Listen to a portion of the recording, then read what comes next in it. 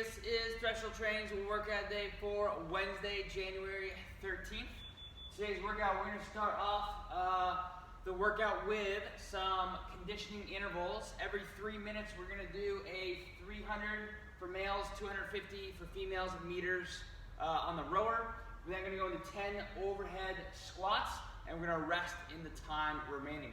So our goal for the row is to make it fast but repeatable. Should take about a minute, 60 seconds or so. Maybe the range would be 50 to 70 seconds, depending on our ability on the rower. We're then going right into a fairly complex and difficult squatting movement, the overhead squat. So under a little bit of duress, we're asking you to perform and stabilize a weight overhead as you are squatting it. So the weights are designed to be doable. They might be heavy for some folks, but we should be able to pick a load that we can do all 10 reps in a row without dropping the bar. So coming off the rower, I invite you to take a couple deep breaths. Find your snatch grip position for the overhead squat. You may clean the bar up, bring it to the back of the shoulder, and then raise it overhead. Or you can go from the floor and you can snatch the bar up all the way overhead. Either way, before you overhead squat, I want you to make sure that you start at the top with a nice locked out elbow position. Your elbow crease is facing the ceiling. Your armpits are facing forward, and we have scooped up, and we are active through our shoulders when the bar is overhead. So we're resisting the downward force of the bar. From here, we're going to adopt the shoulder width stance. We're going to break at the hips and the knees. As we get lower, we're going to have to lean forward slightly to enter the squat shape. When I lean forward, I'm going to press up and back behind that the bar is right over my neck, and then I'll stand. And so as we get lower, we're going to need to make sure that the bar stays over our neck. That way it doesn't fall forward when we get down into our squat today. If you need to go to a target, or we need to change the squat because it's difficult to get full range of motion, let's change the squat into a goblet cyclist squat or a barbell back rack cyclist squat. We're really focusing on more of a dominant quad squat-like position. For the row, when we're going fast, what we need to remember is that we finish the stroke all the way through, and that when we recover a little bit slower than we went right back out. This will help us set up our next stroke so we use our legs effectively to perform the next stroke. When I recover, I'm making sure my torso goes over my knees first, then my knees will bend to bring the seat in to the rower.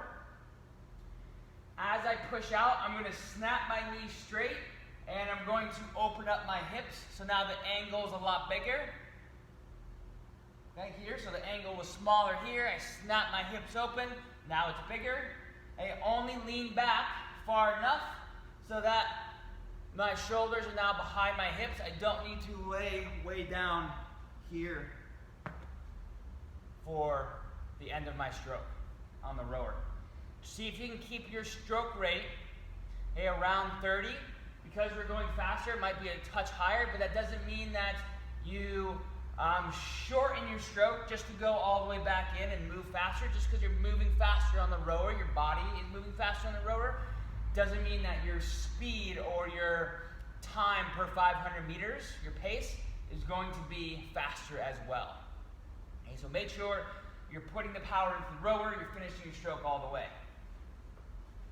Once we're done all 4 sets, we're doing this for 4 sets, we are going to practice our squat snatch or power snatch.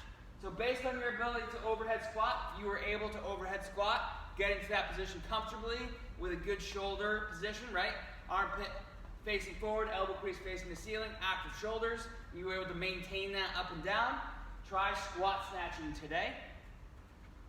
If you are unable to do the overhead squat, that was a difficult position to get into, right? Or you had to change the overhead squat movement to a different squat. Let's power snatch today. It doesn't make sense to try to enter the overhead squat as in a squat snatch if under speed, if we have difficulties getting into that movement in a controlled and slow manner. Okay? So every 2 minutes for 8 sets, we're going to do 2 single reps of a squat snatch or 2 single reps of a power snatch based on your ability to get into that overhead squat position. Our goal here is to work on consistent technique at a light to moderate load. Okay, so it should be no more than about 60% of your best snatch. So we should look for the hips and the chest to rise at the same rate as we come off the floor. We should look for the bar being able to stay close, and we have speed underneath the bar as we enter into the squat, or speed underneath the bar as we enter into that power position up overhead. Okay, you'll have the same grip that you use for the overhead squat, maybe slightly wider. Okay? And as we launch the bar today, let's be mindful that we're keeping the bar close to the body. We're connecting with our high elbows, or we're trying to almost scrape our chest with the bar so it doesn't get bumped out here as we launch through our legs. All right, so those are our 2 parts for our workout today. Have a great workout and an awesome Wednesday.